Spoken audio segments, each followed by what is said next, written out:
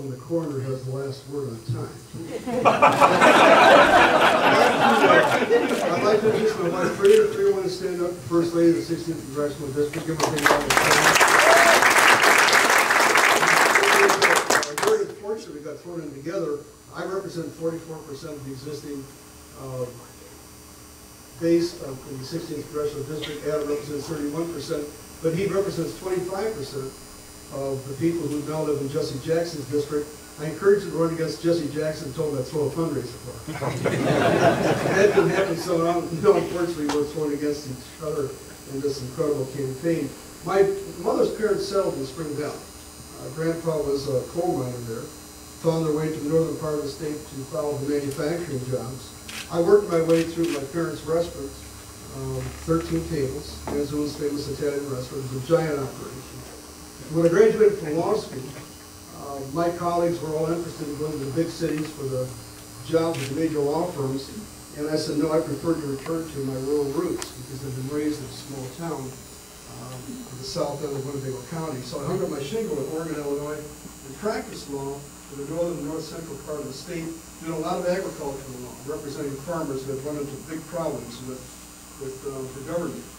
Frida and I live on a small farm. We raised beef cattle for several years, lived in the same home for over 30 years, in a great marriage. But we decided to get involved in public politics, public policy, because our 3 kids do not deserve to live in a government that's too big, too invasive, too intrusive, robbing them of their freedoms, not knowing what kind of future they're going to have.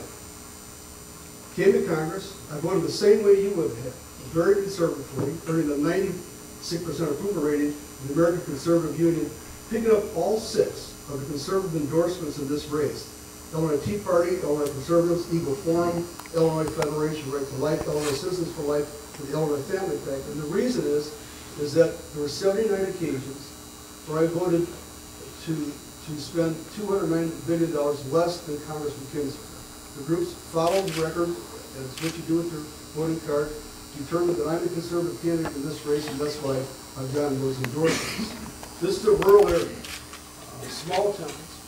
I fit well in because I was raised in a small town, live on a farm, and used my position on the Foreign Affairs Committee to help broker a $5 billion grain purchase by the Taiwanese government, also with the Colombian government. And I also used that position to build the metro, to find a company to build a metro car for Chicago in the Rochelle Intermodal Hub, and that's built by a company by the name of Nippon Shiro.